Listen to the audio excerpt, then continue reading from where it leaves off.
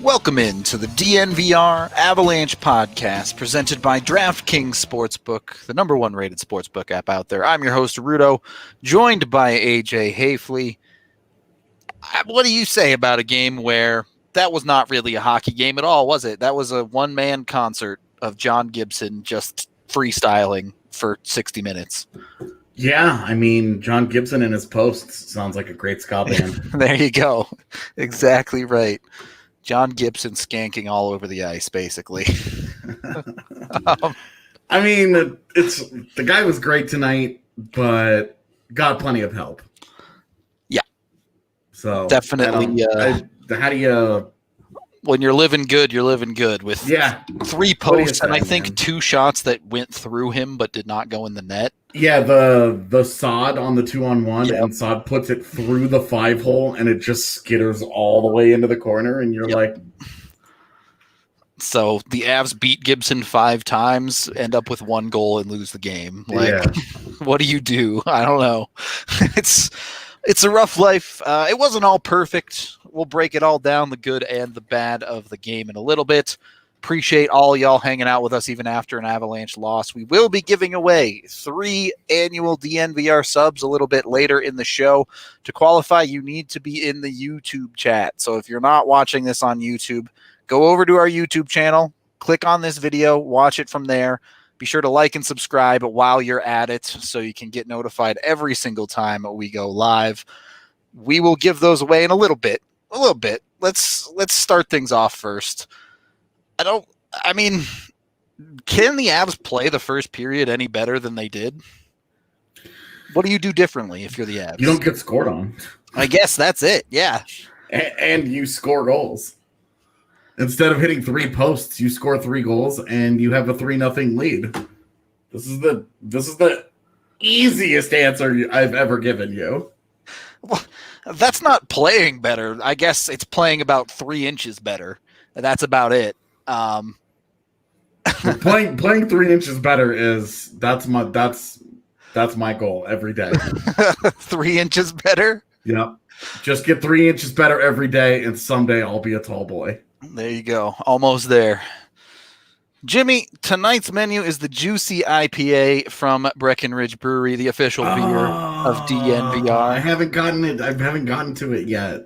So I tried to order the standard sampler pack, and they accidentally sent me the IPA sampler pack. So I've been going through all of the Breck Brew IPAs. You can get these from the farmhouse down in Littleton, or of course 8 different kinds on tap at the DNVR bar. Check it out. Amazing stuff. There you go. Code DNVR when you call Breckenridge Brewery. That number 303-803-1380 saves you $5. So jump on that while you still can. Yeah, they're in case anybody is curious. The Blues just lost 6-3 to the Kings tonight. Yeah, the Kings. So are the Kings good? Are the Blues bad? What does this mean about the Avs? Are the Avs good or are the Avs bad? San Jose is also about to beat Minnesota. So what does all of this mean? What does all of it mean? Which one is a cup contender? Nobody knows. Is it any of them? Is it just Vegas? And as Ryan... Vegas just standing alone at the top. They had a 16 save shutout today against Arizona, where neither team scored until Vegas scored with 30 seconds left. So, I mean, if Arizona's bad, does that mean Vegas is bad now too, just because they keep getting games against Arizona? How do I make sense of all of this? I think that's the story that you take away from this game, right? Is one game in a vacuum hard to take anything serious from because the factors going into it could be anything. This game, if you hid the score to this hockey game and you had someone look at the statistics of this game, all of the statistics but the score, no one is going to pick the Anaheim Ducks to win this hockey game. If you had watched this game without the goals, completely separate from the context of the first 5 games of the season, how would you feel about it? Yep. You'd say the Avs deserve to win and these things happen. Because, to be honest with you, most of the time when we approach post-game pods, post-game articles, content, all that stuff, that's what I do. That's the question that I ask myself is, what happened tonight? Not, what does Game 6 mean in the grand scheme of the universe's ultimate plan? What happened tonight? And what happened tonight was the Avs played maybe their second best game of the season. I feel like they kind of dominated a lot of aspects of tonight. The one thing I would say I didn't like was that the chances that they gave up were were way too good, way too quality. But I mean, you're talking not much got through there. They gave up literally one shot on goal in the third period, and it was the empty net goal.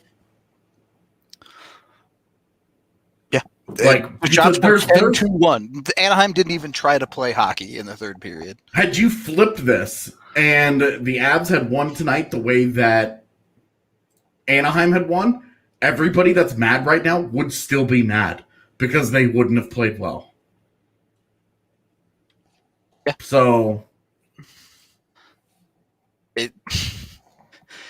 I don't know. We talk about process and we stress process. Process was pretty darn good tonight. And it was good. It could have been better, but it was good. And, really, the high danger chances was really about it. But another game with 20-plus scoring chances. Tons of shots on goal. I mean, I thought they played better. Everybody's still freaking out about Nazem Kadri. I thought Kadri had a much better game overall tonight. He lost Rickard Rakell in the defensive zone, and that was bad. That's also a world-class play from Ryan Getzlaf, who, by the way, is probably going to be Hall of Fame-ish when he's done because he spent a decade doing exactly that. I thought Kadri was a lot better tonight. I thought Sad was a little bit better tonight. But I thought that obviously if Kadri doesn't lose Rakell, how do you feel about the rest of his game? Because I thought that it was fine. There were some ups, there were some downs. So I don't want to single out Kadri here because I think this was true of a lot of players. I thought the Avs were straight up excellent until the Anaheim second goal. And not the goal itself, like you said. Yeah. Look, you tip your cap to Getzlaf and say you made a great pass, but there was a definite noticeable drop-off in the Avs play after they went down 2-0 in that game. Yeah. Well, and Kadri got worked on that goal too. And then it was very deflating. I thought the third period was everything that you want for them to come back in the third period. Look, let me just bring up this graph. This is ridiculous. This is what this hockey game looked like, man. It's just this is the pace of the game. The Ducks had one push after their second goal where the Avs were really on the ropes, and the rest of it is basically just domination from the Avs. Yeah. So it's ridiculous.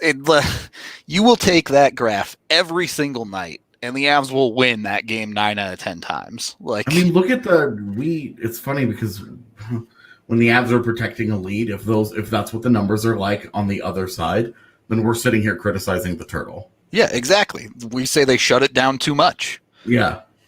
And tonight I thought they were excellent in the third period. Nathan McKinnon got robbed, 3 different times? Even including even including the goal that they did score. It's a nice save by Gibson in the center of the net on McKinnon. I mean, I think the McKinnon, the one big save Gibson made on McKinnon in the third period on the one-timer kind of summed up the second half of this game for the Avs, where the pass was just a little bit behind him. He had to reach out and kind of grab behind him to reach the puck. And then when he fires the puck off, it's not in the ideal position, so he has to kind of just shoot it back towards Gibson instead of getting some lift on it and going high blocker side, where he scores for sure if he puts it up there. But it was so close, but not quite perfect enough to beat John Gibson. And that's what it took tonight to beat Gibson, was to be perfect. Well, and when they did, we saw Makar hit two crossbars. He beat him cleanly both times on great plays. He beat him cleanly. And, yep. Well, what can you say, man? You just nod your head. And there aren't very many post-game shows where I want to punt, where I'm just like, I don't really have much to say. They played really well. John Gibson was great. They got a little unlucky when, in the couple of coin flip situations that occurred during the game, they went the Ducks' way. You just kind of move on, I guess. Yeah, on the whole. Yeah, the one that the Makar shot, they hit the crossbar and dropped straight down. Right onto the goal line. It's like, really, dude? Gibson was insane. I won't have any of that. Gibson played out of his mind tonight. Dude, he was awesome tonight. He was great tonight. This dude that keeps repeating that the Avs only had 3 high danger chances. First of all, that's only at even strength. In the game, they actually had 7, but they had 33 scoring chances in all situations. If you're trying to take away from John Gibson, they had 33 scoring chances and scored 1 time. The guy was insane tonight. He got a little bit of luck along the way, but otherwise he could control what he could control. The shots that were on net, he stopped. I mean, what the hell? What are you guys watching? Had a PDO of 1.17 tonight, which is, if you don't know PDO, that is so absurdly astronomical. Like, if you had across an entire season, if you had a 1.07 PDO, yeah, you're the luckiest team in the league. Be on the high side. Yeah, but 1 point, that's comical. I thought it was funny. I think it was Dan Greenberg that hit me up on Twitter and said they had a PDO of 357. That's what it felt like. Yeah, it might as well have. Really. It's really what it felt like. This is so you can have scoring chances when you miss the net. What do you mean? 33 scoring chances on 33 shots? Scoring chances and shots aren't the same things. You can have a 2 if you have a 2-on-1 and the guy misses the net. That's a scoring chance, but it's not a shot on goal. We do need to take our first period break here with DraftKings Sportsbook, the #1 rated sportsbook app out there. Hope all y'all cashed on their great deals this weekend, because McGregor did get knocked out. So if you bet against him, you probably made some pretty darn good money. But you also had your football betting to make as well. Chiefs won, right? Yeah, Chiefs won and Bucks won. So it's the Super Bowl nobody wanted. But there it is. Deal with that. You can go hate bet on that if you would prefer. And coming up very, very soon is that Super Bowl 55.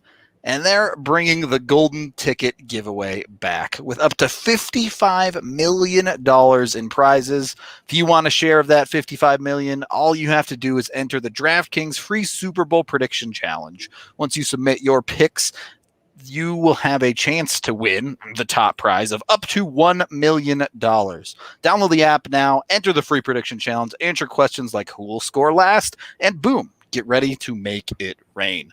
DraftKings has paid out over $7 billion to its players since 2012, so they're basically giving money away at this point. Download that DraftKings Sportsbook app now and use promo code DNVR when you sign up to get entered into that $55 million Super Bowl prediction challenge. Everyone gets an instant prize of up to $25,000 just for playing. So use promo code DNVR and enter that free $55 million Super Bowl challenge. Only at DraftKings, the official daily fantasy partner of Super Bowl 55. Terms and conditions as well as eligibility restrictions will apply. See DraftKings.com/sportsbook for details. Gambling problem, call 1-800-522-4700. I'm super confused by this comment in chat about how cup contenders don't question their depth.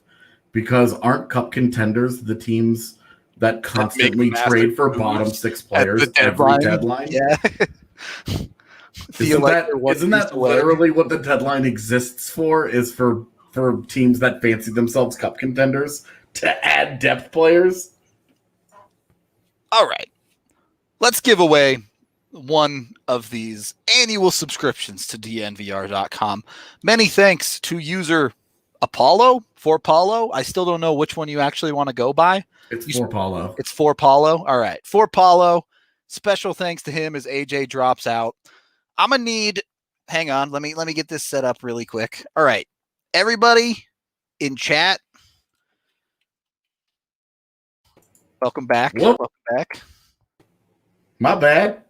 Everybody in chat, go ahead and type the word moose and hit enter for me because we're celebrating the one goal scorer of this game.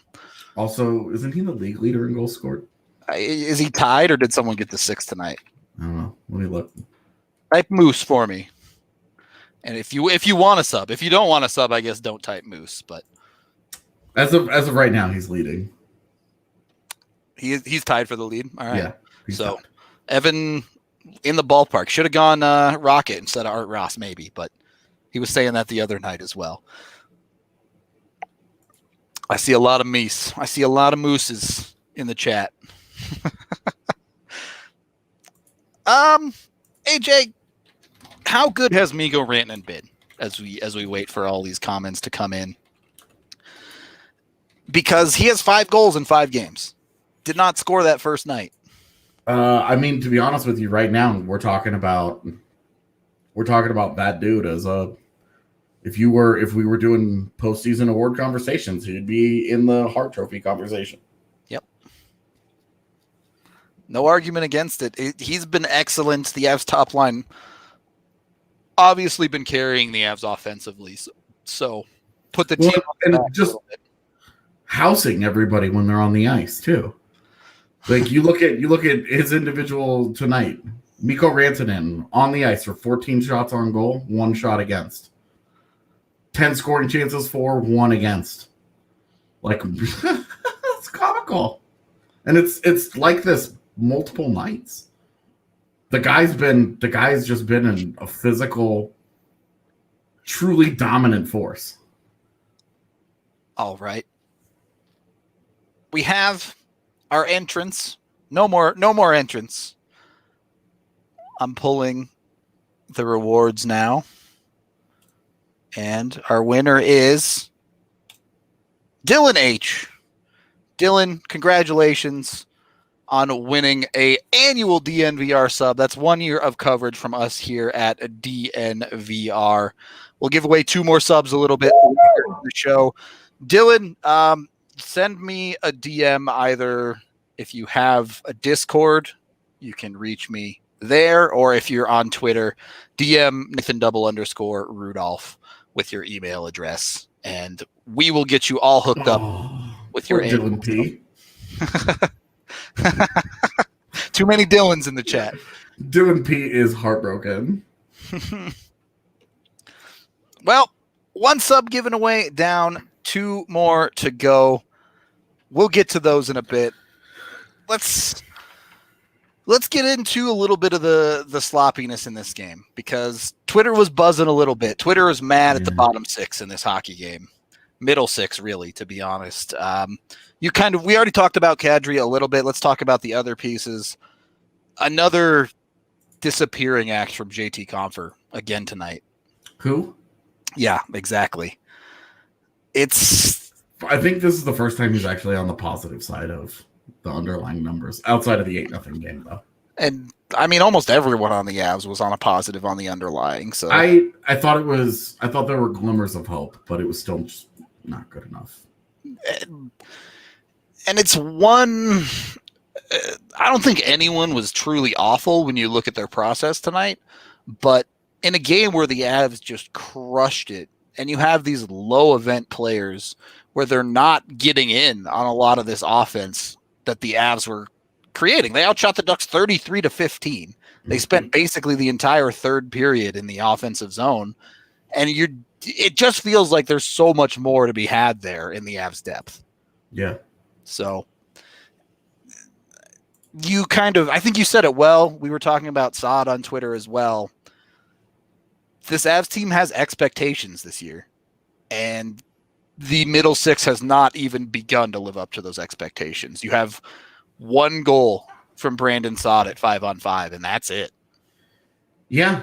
I mean, we're talking about just driving a little bit of offense, and there was a game, it was 2 games ago, where none of the forwards had it was the second LA loss, I think. Yeah. It was like 80% of their shots on goal came from like 5 guys. Yep. And it was only a couple of forwards. Right now, in tonight's game, there were only 3 forwards that did not have shots on goal. So that's better. It's slowly improving. Yeah. Like, that's a step forward. The defense is probably still shooting too much, but I would also say that there were a lot of quality chances from the defense tonight. Makar, Gerard, Timmins, and Taves all had legit scoring chances. Yep. So, I don't mind that they were shooting quite as much. But look, I don't have a problem with the defensive impact on the offensive side. Makar has a hat trick in an alternate universe in this game. Yeah. So another absolutely dominant game for him, by the way. Yep. Yeah. He's done in the last 2 games, he's looked a lot more like the car everyone knows and loves. He's just 1 inch away from scoring.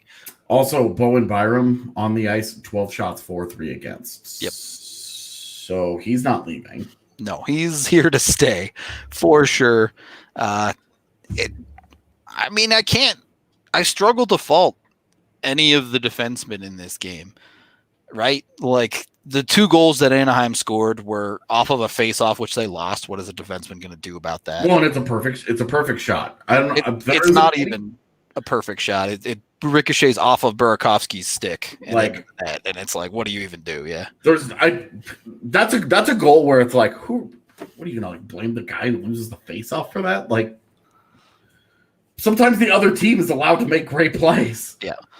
Which is kind of the same thing as the second one. A great pass by Ryan Graves. Sure, Kadri loses his man, but you're not blaming the defense, the actual defenders on that. Well, and Raquel makes a great cut because he was circling and then he cuts diagonally, and unless Kadri's looking right at that guy, he has a tough task there. It's a great pass and it's a great cut by Raquel. Like, that's awesome offense. If that play happened on the other end, we'd be freaking out about whoever made the pass. Yep. And not talking about whichever guy got shook in front of the net. And Raquel is he's a guy with 30 goal. He's had a 30 goal season. And like that, he is a great finish. Kadri got beat there. Kadri got beat by 2 players making a great play. I'm okay with that. I can live with that. I really can. I can live with the, it's not cheap. It's not lucky. It's not greasy. It's a really high level goal from great players, from 2 of their best players. You live with everything in this game. I think that's the point we're trying to make. You would run this game back with the underlying numbers 10 times out of 10 if you're the Avalanche. Even with the high danger chances being what they were tonight, where there weren't enough of them. Yeah. Even with that, literally everything else between shots on goal, shot attempts, and scoring chances, they doubled them up. They almost, 33-20 in all situations. So that counts power plays and extra man and all that. If you switch it to even strength, it's 24-16. They had significant advantage. Yep. Just dominant. The third period shots were 10-1. That wasn't one shot. They didn't even give up a shot on goal on the power play. Yeah, and 180-foot empty netter is the one shot on goal. Like, this was not two teams playing an even game. This was the Colorado Avalanche versus the Anaheim John Gibsons. Like, it is what it is. You can't go back and change it, but this is not the game to be frustrated after. As someone who was quite frustrated after the LA Kings game. This is the game to be frustrated that they lost, 100%. But this is the one where you don't have to look very hard to find positives. They're all over the place. Yep. A bunch of guys played way better than they had been. Your special teams were good on both ends. Your penalty kill, I mean, how huge was the penalty kill? At the end of the game, you've got a one goal game, and they didn't give up a shot on goal. They didn't even come close to giving up a shot on goal. Yep. They spent probably a solid minute and 20 seconds, not even past center ice of that thing, because Calvert and Belmar were so good on it. Like, there were that helped. Like, the PK, and the PK is one of those units, been very iffy. The power play didn't score tonight, but as we've talked about, it was not through something that they did not accomplish. They were really good. Yeah. John Gibson was awesome on it. Multiple grade A chances that Gibson just played out of his mind, particularly in the second and third periods. Gibson was just, he got the luck of the post in the first period, and from then on, he was square to everything tonight, man. Like, just, I don't know. There's nothing you can say. You went up against the best goalie in the league, and he did his thing. The Avs lineup, top to bottom tonight, even the weak parts of it, the guys that we said have not showed up as well, they gotta take some confidence from this game, man. They have to feel like they're getting closer to what they should be. Yeah, when they watch video, it's gonna be minor stuff. Yep. There isn't a lot from tonight that you honestly want to fix. And that's all of the people freaking out about stuff right now. Like, there's just not a lot of stuff that they need to fix right now. Coming from this game, just coming strictly out of this game, when you go back and when they go back and watch it, they need to create a little bit more dangerous offense. Okay. That's about it. Well, I think that's exactly what you'll see too. That the letdown after the Duck second goal was a lot of, oh, this puck just rolled off a stick, or oh, this pass was into the skates, or whatever. It was what was a really clean, aggressive game for the Avs quickly turned into a things just weren't quite connecting type of game in the second period, where the Avs were still creating offense, but a few too many chances falling to the wayside from just that little bit of sloppiness. Yeah. So a little bit tough. I imagine all of these guys are probably on the bus to get on the plane to go back to Denver. Yeah, this was the last game of the road trip, so they're on their way home. You guys all, Zach, you want to know where they are. That's probably what they're up to right now. Got them.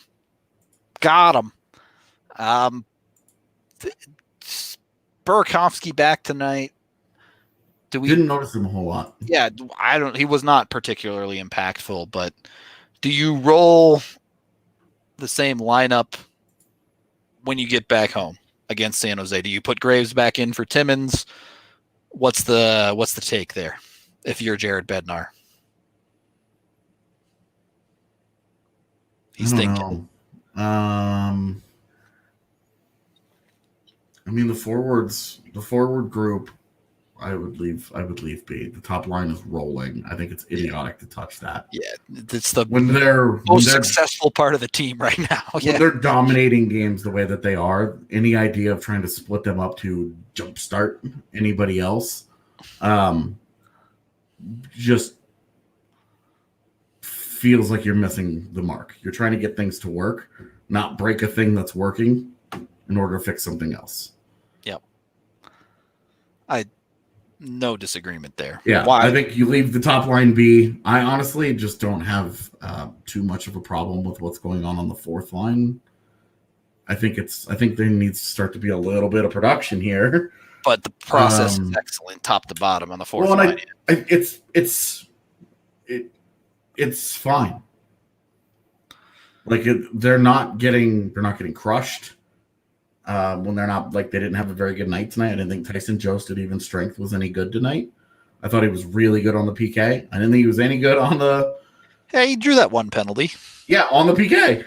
And on the PK. And I didn't think he was any good at even strength. But when you're not going to be, if you're going to be what I think of as not any good at even strength, and you're still basically neutral. Yeah, I mean, the story of that bottom line is even when they're not great, they're just super low event. Yeah. Nothing really happens against them. I don't love how Belmar and Jost were tonight.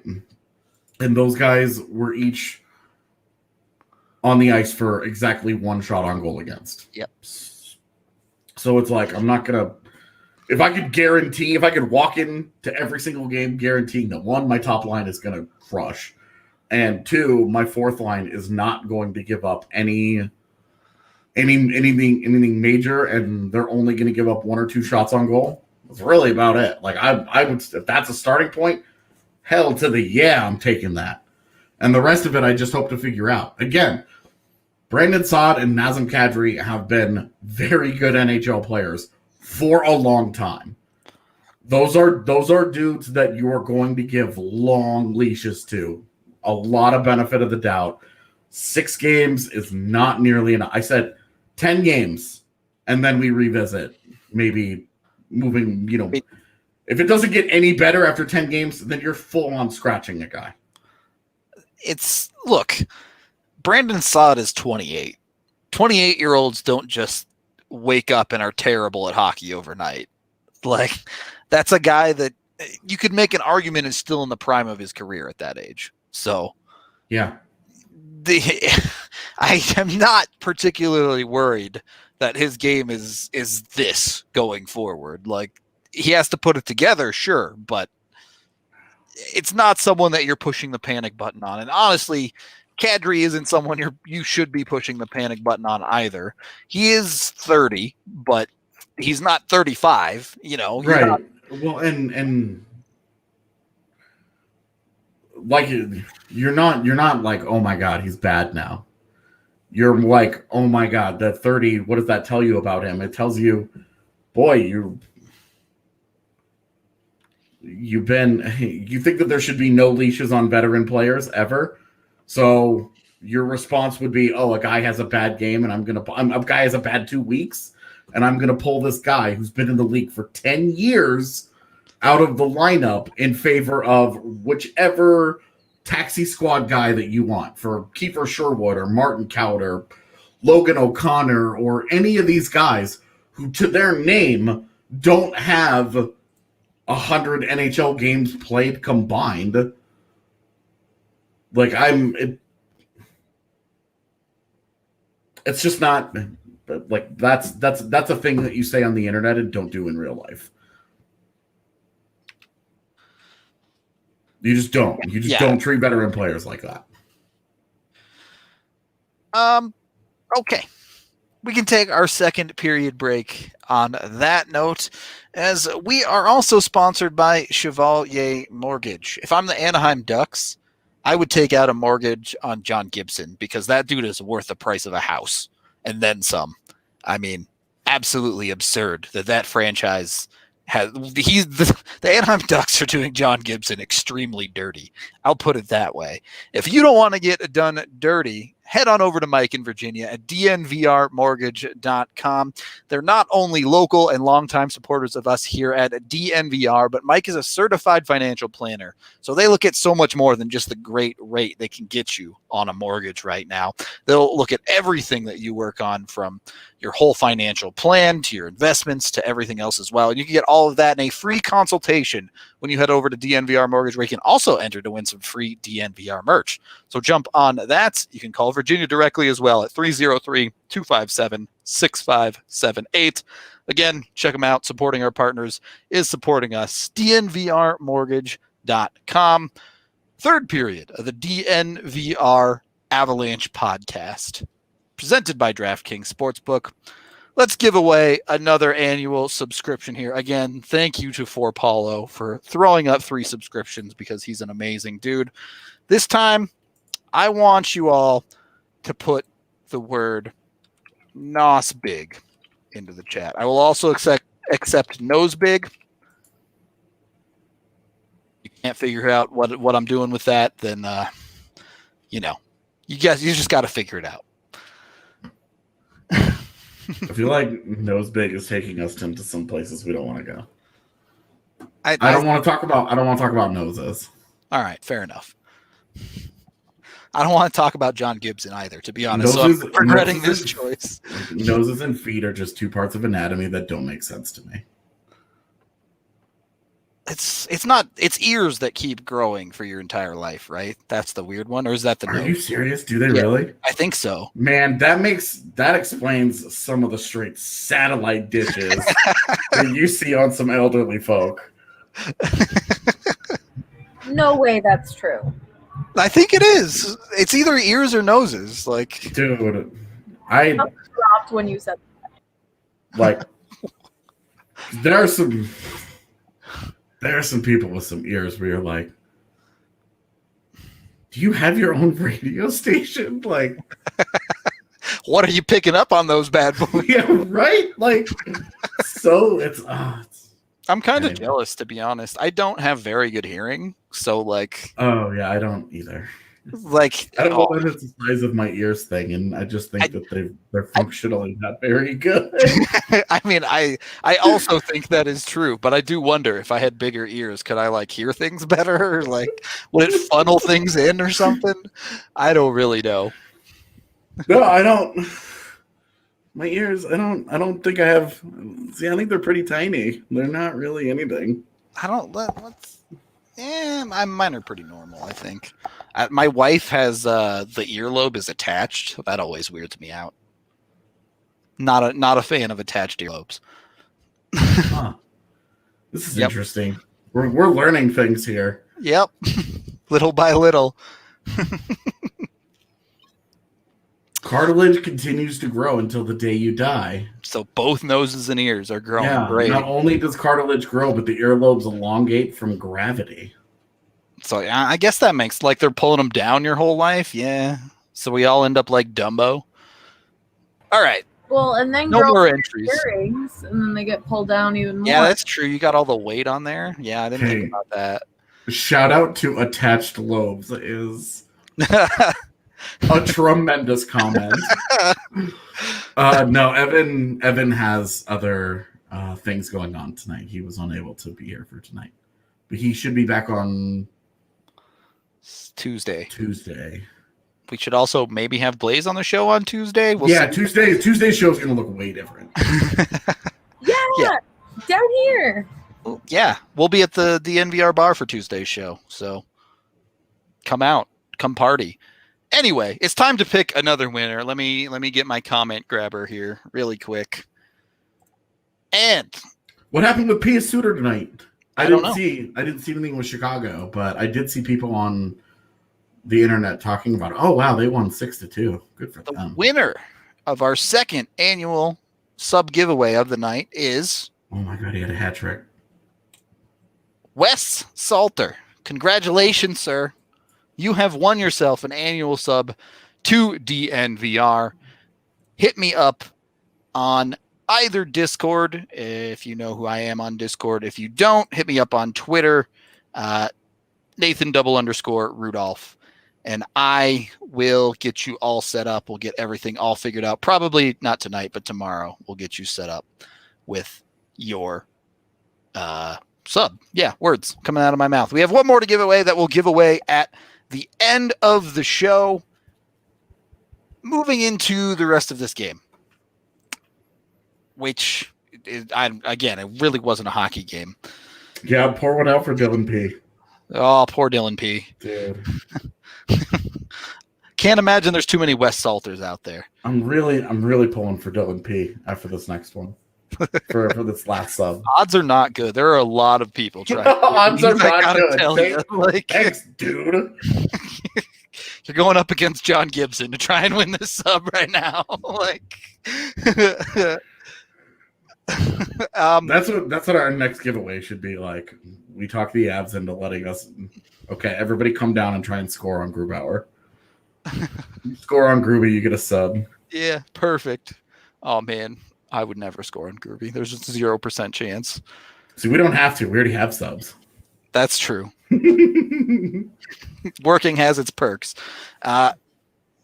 Where are the positives in this game beyond the obvious, beyond the top line, beyond Cale Makar? Again, I feel like Kadri played better. I'm in charge of grades tonight, so I'm not giving that guy an F, no matter how much you guys try. Putting him in the positive category fully, not just. I'm putting it that I don't think he was god awful. Like, I thought he was so bad in the first game against Anaheim, and then I felt like he was a lot better. Lost his guy on the goal though, and like that's a legit. You can't talk about his night without mentioning that shit. But I loved Makar and Gerard on the PK. Why? Because they didn't give up any shots. Yeah, true. So, it's the analytics don't say Kadri was bad though. They really don't. They don't. He's positive in Corsi. He's positive in shots on goal. He's positive in scoring chances. And I think he's negative in high danger chances where it's 0-4 and 2 against. Like, yeah. No matter how you try and slice that, that's not very bad. He also had multiple shots on goal, which was, considering 2 nights ago, he couldn't carry a puck. Yeah. At all. Like, the thing would not stay on his stick. Like, this was a step forward. It's obviously a low bar to clear because he'd been playing so poorly. But again, I think it's one of those expectation things. Like, Kadri was significantly better than he's been, but people know there's still a lot more there. Ignore analytics. Yes, this is definitely the conversation I absolutely want to get to on this. I feel like if we're ignoring analytics, it might be on the wrong podcast. Don't know what to tell you on that one. Anyway, looking at the defense, we know they were involved heavily offensively. I think we saw, quite a big involvement from the big three. Makar, Gerard, Taves. Byram, super solid. Byram, I thought, was really underrated tonight. That dude does not hesitate to jump up into the middle of the play. Yep. I don't remember who he was on the shift with, but they broke out and they were at the end of their shift, and that whoever it was just got to center ice and went to dump the puck. And I was watching Byram, who was like in a full sprint at center ice and was like, let's go. And then as soon as that puck got dumped, he just slammed on the brakes and went to change. And I was like, rip. Poor Bo. He just wanted to he just wanted to go on an odd man rush and make somebody look bad. So I really have very, very little problem with what his transition to the NHL looks like. Yeah. He's got to cut down on the penalties. Obviously. I think it's the one real issue with his game so far. Yeah. You got to – that's really it. But otherwise we are 100,000% pushing the Bosexuals. It's fine. Yeah, sure. We'll just use that as our next giveaway word. It'll be fine. I'm waiting for it to be our next T-shirt. Damn it! It's been a while since we've had an Avs shirt. That's true. That is true. We do need a Bo shirt. I feel like it's been a while, but we had. We had the kale shirt and the we had two drop at the start of the round robin stuff, so it's like, all right, whatever. It's your third pairing, right? So it's never something freak out overable, but it seems a little lost right now. It doesn't feel like you can rely on any of Timmins, Patterson, or Graves at the moment. I actually liked Timmins overall tonight. I thought he was a lot better. There was one play with the puck where it was a miscommunication more than an execution problem. Mm-hmm. And miscommunications, I never really know who to pin that on. So it was cool. But I thought he came so close to scoring that he put that one high up on Gibson's left shoulder. Just caught the arm. Such a good shot on goal, and it was quality stuff. I liked Timmins. I liked Timmins. I really didn't. I thought Patterson was terrible with the puck tonight, man. Patterson made one play on offense where I was like, "There you go, dude." Where he read the play, puck was rimming around the boards, and I didn't even know he was on the ice. And that dude goes 1,000 miles an hour for him anyway. His 1,000 miles an hour. He goes screaming into the corner to just slam the puck back into the corner and make it happen. And created a puck battle that it involved like three other dudes, and it was, whatever. And they ended up losing it. And then he turned around and he got back. And I was like, good. Yes, much better. Like that.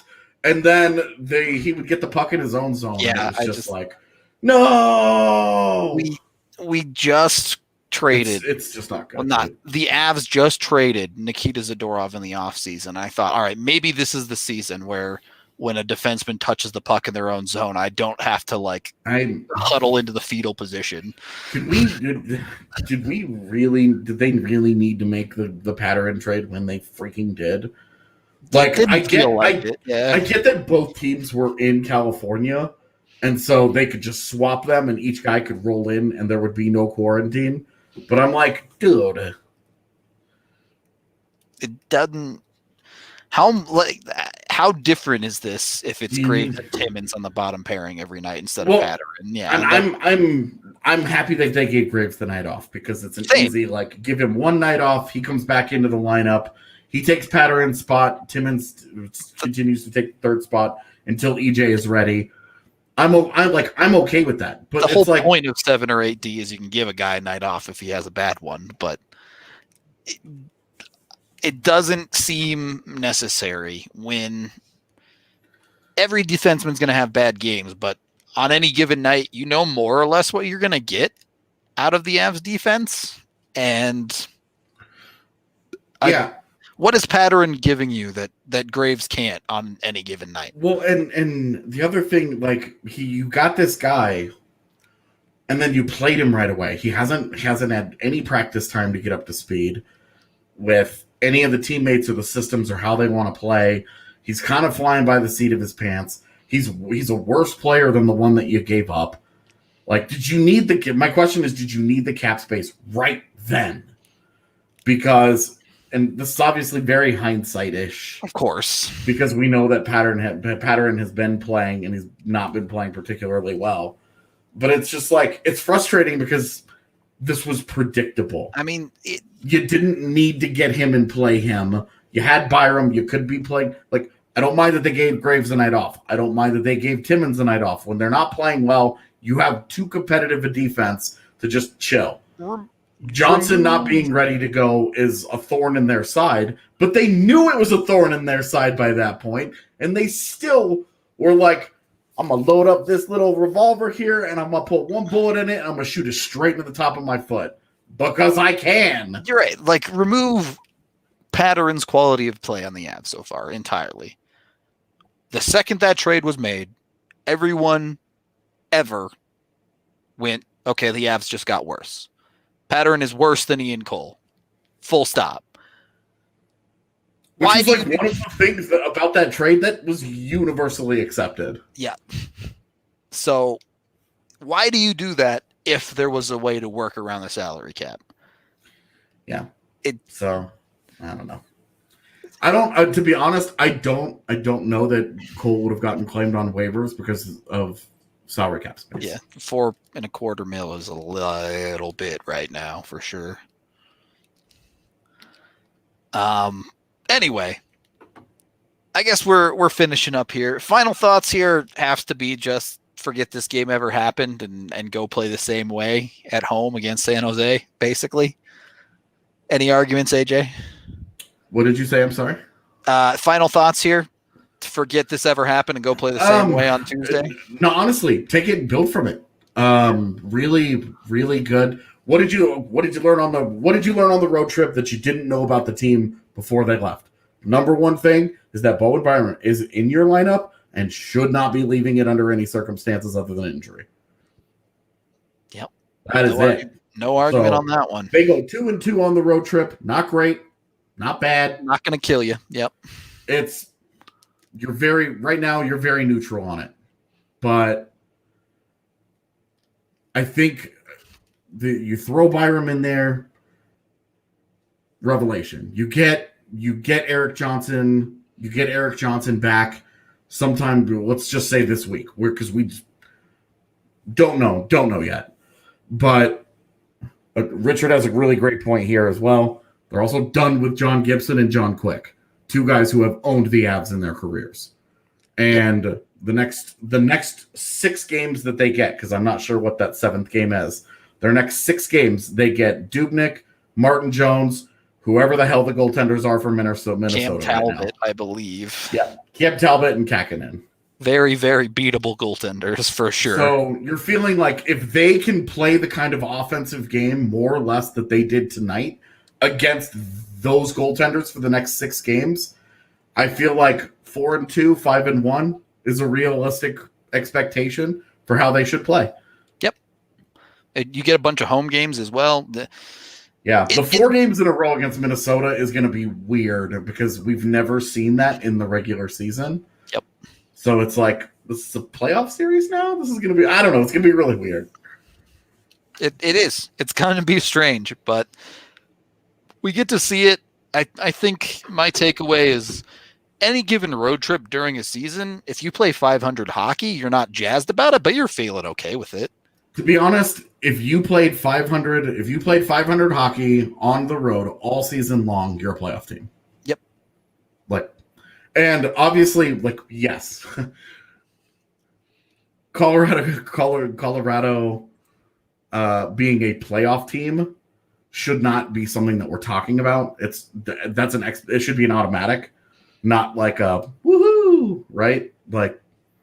Yeah, it should be an automatic. They should this division. They're too talented to have this conversation, and we're not having it right now. Just if you're going to play 500 on the road, it's acceptable. Yeah, I mean, for the kind of team they want to be, it has to be better. First road trip of the year. We're literally 6 games in. For all we know, this could be the worst stretch of hockey they have all season, where they go 500 in a 6-game stretch. It probably won't be, but it's possible. Even if you want to look at the standings, who are the teams you expect the Avs to be competing with in this division? Vegas and St. Louis. Well, Vegas, St. Louis, and then the 4th slot being open, but I would say Minnesota has always been like the front runner there. And look, Vegas is a little bit ahead with a 4-point lead.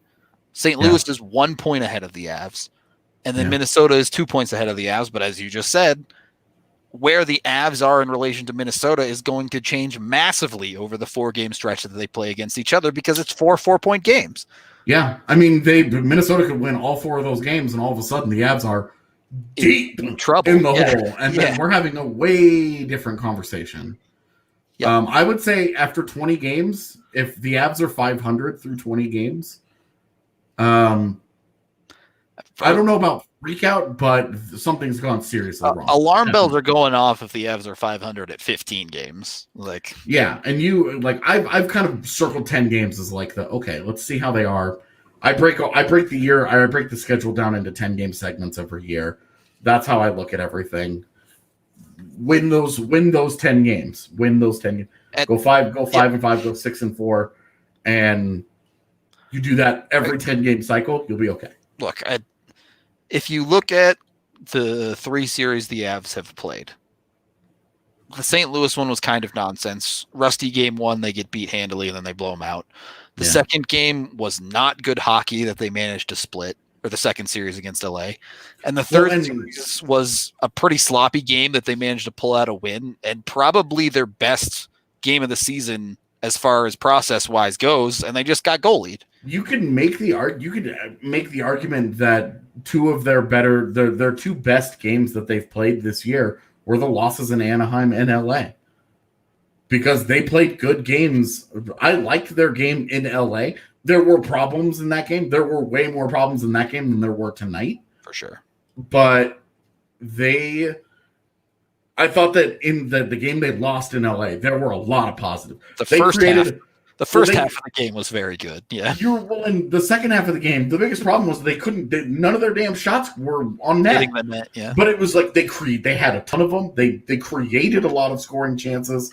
It wasn't like this whole like LA LA just outbodied them and they were more physical and they were like the Avs blew that game. And then tonight, I think they just got goaltendered. Yep. So the 2 of those losses, like one of those losses, they got their ass kicked by St. Louis. Yep. And then the other 2 losses, I don't feel that bad about. The first LA, the LA loss, they give up the go-ahead goal with 3 minutes left in the game. Yeah, I just refuse to feel good about blowing a 2-0 lead in the LA game. But no, I understand that there were a lot of problems in that game. I get you, man. Like they go into a game 2-2 in the third period. Like I'm also not going to overreact to that loss. And the point I'm trying to make here, just generally, is that they're trending in the right direction, right? They've split both of these last 2 series, but their play has gotten better. We've seen significantly better loss tonight, obviously. The way they beat Anaheim last night, yeah, there are a lot of problems, but you pulled a win. Right. You pulled a win. Probably, other than tonight, probably their best third period of the season was last night or 2 nights ago against Anaheim as well. Definitely. So they're addressing the problems bit by bit. I think that's actually a good point we didn't touch on all show long, is that after the first several games, we were like, dude, they haven't played a good third period yet. Yep. And they've had both games against Anaheim, very good third periods. Yep. So trying to find positive there. Great. Philip Deneau is not getting traded to go and he doesn't want to be a third line center. He's not going to happily come to Colorado and be a third line center. All right. Let's wrap this thing up. Give away one more annual sub here. Again, thank you to For Paulo. Extremely generous of him to be giving these out. We can go with either. If you're into it, go with Bosexual. If you're not, just give me a DNVR. People are now asking for a shirt with that. We should make one. We should make a Bosexual shirt. I don't understand what's wrong with identifying as a Bosexual. We should make a Bo and Byram shirt. I agree with that, but I just think we could make a cooler shirt. Well, had he taken number 8, we could have called him BB8, and it was a missed opportunity for everybody involved. Makar ruined that. So we could. I was really looking forward to getting sued by Disney. Really looking forward to it. It would have been awesome. All around. You know what kind of great publicity that would have been? Oh. Oh man. We had comments on the tailgate and betting bonanza. Happy birthday, Allie. About what? She doesn't even answer. Nope, she's just out. She's just out. I feel like after all of this, we gotta hook Dylan P up with something. I don't know. Deneau was not the top one center in Montreal. Come on, stop it. Okay. 30 more seconds to get your bows in. Not Jared Bednar in the oh no, it says Jared Barber. Jared Barber, not quite. 30 seconds. Bednar in the chat. Rudo, yeah, why would he be in the chat? In the tailgate chat this morning, so I was like, who knows? Rudo, 30 seconds. How's life, man? Life is good, dude. I'm enjoying it right now. Things are good. Sitting around, it's still COVID time, so I never leave the house. But dude, I'm so looking forward to getting back to us being able to like regularly hang out at the bar. Right. Like getting back to like that world ever existed. Right. Closed 2 days after we opened it. We did like a soft opening of the bar and never got to see it in its full potential. So I think that's what I'm looking forward to the most. Although I saw somebody say the other day that when the pandemic ends is turning into the new when I'm no longer depressed. Right. So again, Philip Deneau is not the top line center in Montreal. He's not. Nick Suzuki is at the moment. All right. Sorry. No more entrances. Pick our final winner of the day. What is this outside you speak of? Yeah, no kidding, man. Yeah, I haven't been out there in months. But hey, look, AJ and I will be at the bar on Tuesday. Well, I'll be at the bar on Tuesday. I'm coming down after the game. Yeah, AJ will be there after. And then I think the plan is for Thursday's game. We'll both be there. Yeah, we'll both be at the bar on Thursday, and then Evan will come down after. Nick Suzuki is averaging more ice time, okay? He's the top line center. Stop it. So, and just a heads up for everyone who does come down to the bar, obviously Avs have late starts. The rules are last call is, as you guys just heard, last call is at 10, but that doesn't mean you guys have to leave the bar at 10. So if the game is still going on, you will be able to watch the game. You just won't be able to order any more drinks. But if you order a bucket or anything like that beforehand, you can finish your drinks. Last call is just the last thing. You can't drink anything after, or you can't order anything to drink after 10 o'clock. Cool. Seems fair enough. okay. I'm selecting the winner now. I think that comment is very funny. I would just like to stay away from it. For reasons of professional courtesy. Ow. Dude, no way. This didn't actually just happen. Is it Dylan P? Yeah. No way. You guys are going to think I rigged this. But it's Dylan P. Yes. That's amazing. It's Dylan P. Woo! Somebody... There is justice. Congratulations to Dylan P. I can't believe that actually happened. That's incredible. There were 78 people who submitted, 78 submissions, and Dylan P did it. Congratulations to all of you. The comments are going wild. Yeah, that's amazing. Tonight ended well. The Avs game was a bummer, but that was awesome. Yep. At least something positive for the night. I already heard from Dylan H. For Dylan P. and Wes, you can contact me on Twitter. My handle is Rudo something or other. Let me see. Sorry, on Discord, I mean. All right, contact me on Twitter first because I can't find my Discord handle. Nathan _Rudolph on Twitter. Send me a DM with your email. We'll get you all set up with your subscription. I think I want to say I'm Rudo2122 on Discord, but I'm not 100% sure. Sorry, I don't know who I am. Send me your stuff. We'll get you all set up with your yearly subs. Yeah, again, your Discord, your 9556. 9556. There you go. Yeah. Rudo 3 #9556. Whatever. You guys find me. If you can't find me, I'm sure you can hit up someone at DNVR. They'll get you all sorted out. Thank you again to For Paulo for setting all of this up and being an extremely generous soul, giving out 3 DNVR subs. If you could not find Rudo, just email info at the DNVR. There you go. Yeah. Perfect. Too many ways to make this happen for us to have a problem here. Yeah. We'll get it sorted out over the next day or so. So don't worry about it. Thank you, everyone, for watching, listening, however you consume the podcasts. Go enjoy your Sunday night. We got a bunch of post-game coverage coming up. AJ's doing grades and an article tonight, I guess, since Evan is off. You can catch my video review on this YouTube channel, so be sure to like and subscribe. Hit the bell for notifications when we post stuff. Other than that, we are out of here. Enjoy your Monday. I guess we'll be live at 1 p.m. on Monday as normal with a normal show. Maybe not.